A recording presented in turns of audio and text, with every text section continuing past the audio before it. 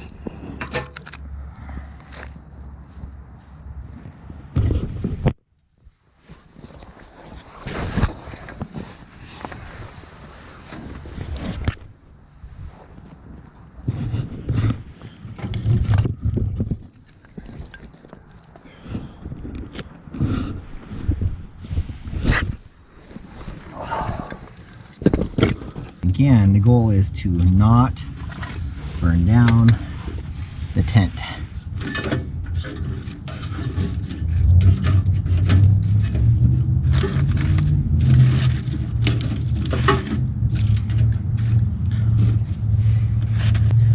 Okay, so what we're going to do is we're going to use just a little petroleum jelly soaked cotton ball.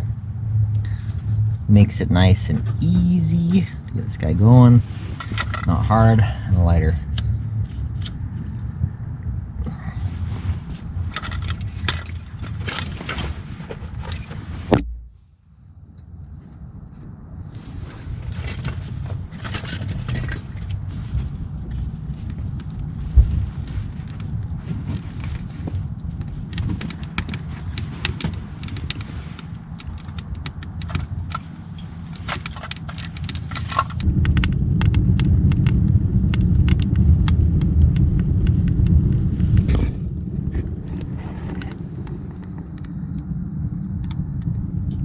Alright, it's really good and going.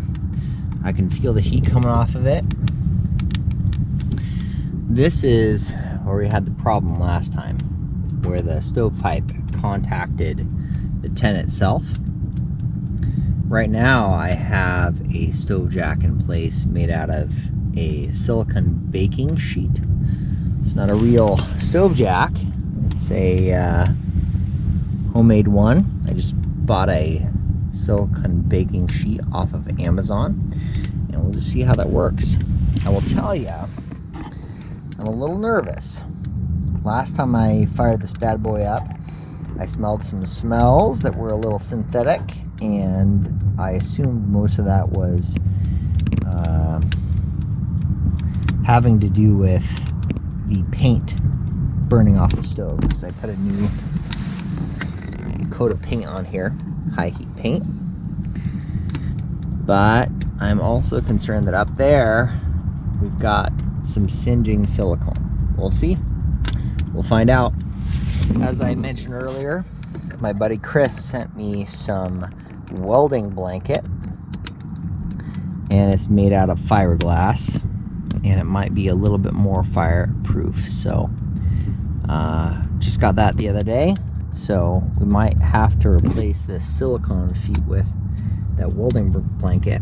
But if not, if this holds up, what I'll do is I'll use that welding blanket as a base layer underneath for the stove so it doesn't singe the ground, or even a backstop so it kind of bounces the heat back off the tent and towards myself and just kind of protects the tent. So let's see what happens.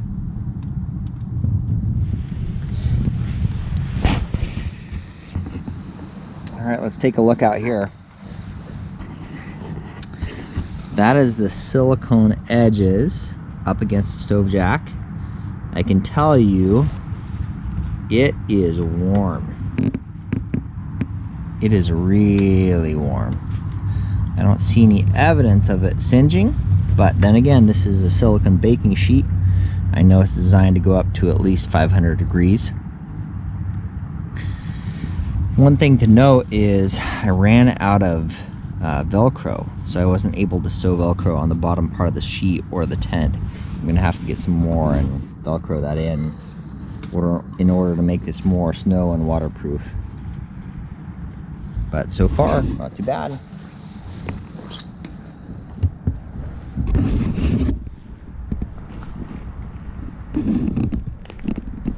Look at that little spark. Landed right on the tent there.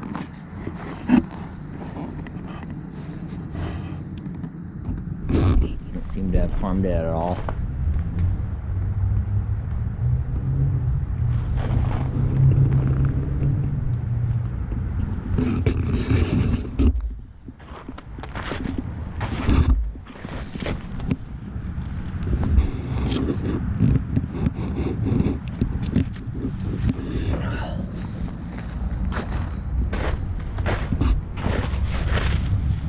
Let's kind of reshape the tent a little bit. See what that does.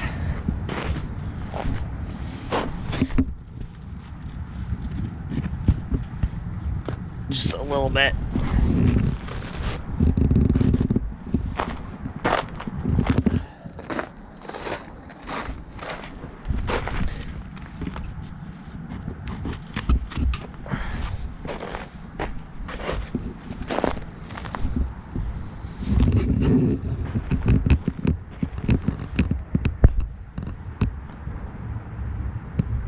I don't know if you can see that, but there's just a little bit of dim smoke coming out of there.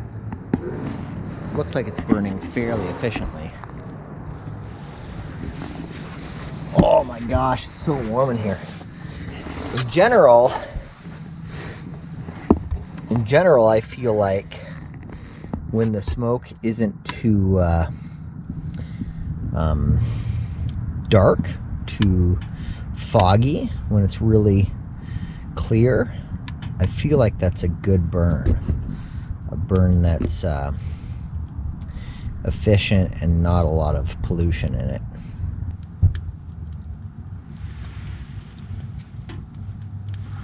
So this is going to be like my fourth video with my hot tent and my new ammo can stove. I just wanted to mention again this knife I've been using lately. It's a knife by a guy named Jordan Dans. Hopefully you guys can see that in my headlamp that I've set aside there.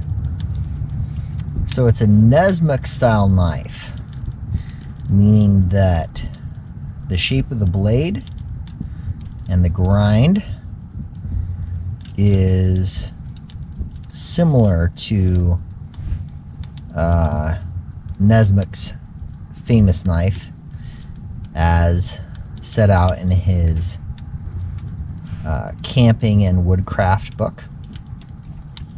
It's supposed to be a great skinner. I've used it not for skinning yet, because I'm honestly not much of a hunter, but I've used it in the kitchen, and I've used it for some campcraft stuff, some carving feather sticks, a little bit of batoning, and it has been a fantastic knife. I believe Jordan said it was either 1085 or 1095 steel. I don't think it's high carbon enough or forged in such a way that you could pull a spark off of flint. I did try that, and that didn't seem to work. I don't know if I was doing it wrong or if it was just not the right steel. But Jordan's making these. I know that he has some on order already. But if you are interested in a knife like this, make sure you reach out to Jordan at Outdoor Gear Dad. He is on both YouTube and Instagram, as well as Bushcraft USA. If you're part of that forum, look up Jordan on Bushcraft USA. He's on Jordan's with a Z 1. Jordan's 1, I believe. Which is Jordan and then ANZWON and then the number 1. If you look at him up there, that he's on Bushcraft USA, but it might be easier to find him on Instagram or YouTube at Outdoor Gear Dad. So, great knife. I'm really loving it. It's a blast. And I made a little sheath for it here, as you can see there. I've got a little dangler that I've been using on some of my other bushcraft style knives. I've got a Condor bush lore that I had been dangling with this bad boy, but lately this is what I've been carrying. It's got a little Chasm dangler. It's called a number 3 dangler. It's a carabiner style clip by Chasm, and then I just made a little leather belt loop there, so check that out.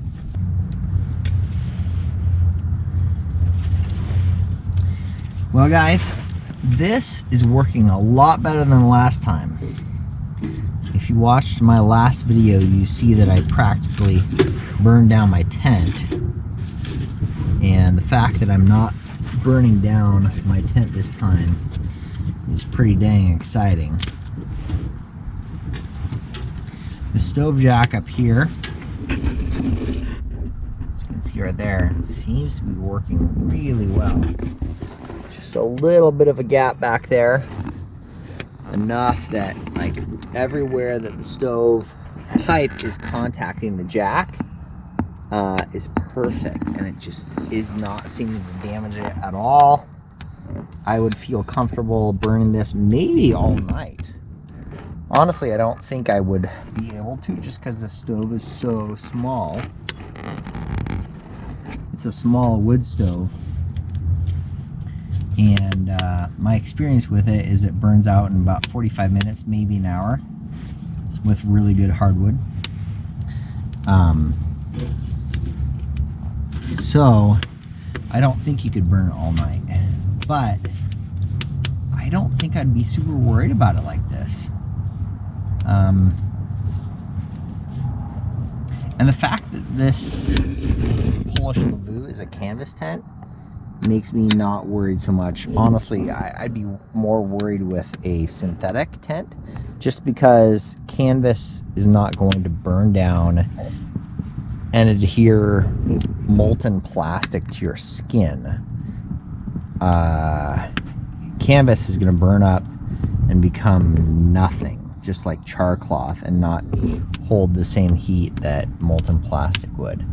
So it's, I don't know, I feel like it's maybe a little bit less dangerous. Maybe that's crazy, but that's my feeling.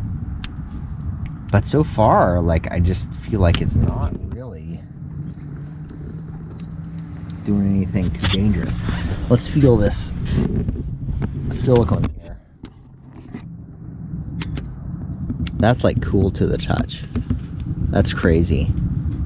It's just not transmitting heat, and that's exactly why you use silicone in that way. Here, I can touch it. Think of that. That's like an inch from the stovepipe. That's crazy. Out here on the outside, totally cool to the touch. Warm, but not so warm that you can't touch it. Here, I'd say maybe 100, probably 100 degrees right there. And I can feel it emanating from the stovepipe, but it's just not transmitting. So, that is working really, really well. I was thinking of using Chris's, Carolina Chris Outdoors, Chris's welding blanket as the stove jack. But because the silicone is working so well, I may just use it as like the base plate underneath the stove or the backstop. Try it that way and just kind of reflect heat that way. We'll see. Again, shout out to Chris. What a nice guy for sending me that bit of welding blanket. He offered on Instagram and I took him up on it. I thought if I don't use this silicone stuff, that welding blanket will work perfect for the stove jack. And if not, I'll use it otherwise with the stove. But you guys hear that?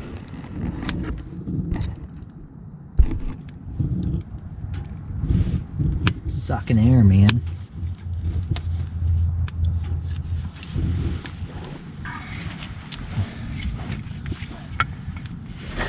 Got a big chunk of cedar right here burned down. That's about as big a piece of wood as you can fit in there right now. It's a small stove, man. I mean, when you think of heating a tent like this, I think it's really important to just consider the dimensions here.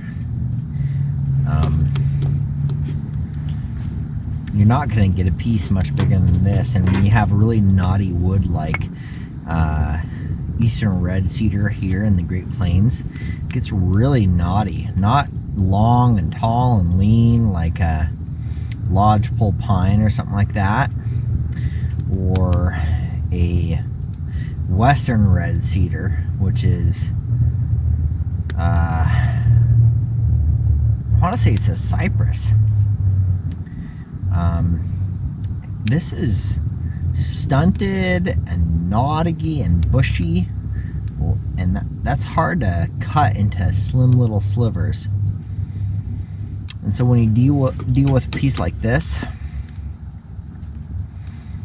that can be a little bit tricky to fit in your wood stove. So just consider your whole environment when you're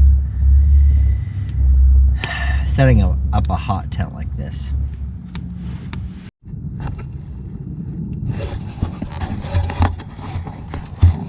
Alright guys, this has been Daring with Pike Outside. I'm super excited that this stove jack that I built from a silicone baking sheet is working really good and not burning my tent down. Again, thanks to Chris at Carolina Chris. He's a guy down in South Carolina.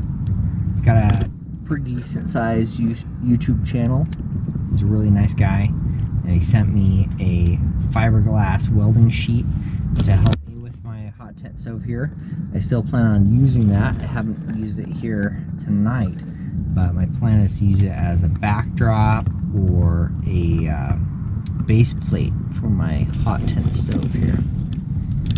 So thanks for my wife for hanging out with me here in this tent. It is getting hot. Like, I don't have my thermometer out here, but it is a legit 80 degrees up here. It's about 60 down at the base, so it's kind of an interesting microclimate you got going on there. But yeah, this Pack Flame stove is rocking. It's not burning down my tent. I think that I'm ready to go on a winter overnighter with it. So stay tuned for that, guys. I appreciate you all joining me. As always, be kind, be adventurous, and pack a flame, friends. Pack a flame. Becca, do you want to say bye at all? No. No? All right. You're lost. You look very cozy there. I've proved that I have a woman here with me. I mean, I can't prove that you're my wife, but now Stop. I've proved that I have a woman with me. So I'm not completely lonely and a loser. Oh man, it is stinking hot. Like, I stoked this up really, really stinking hot. But guys, there's no evidence of charring.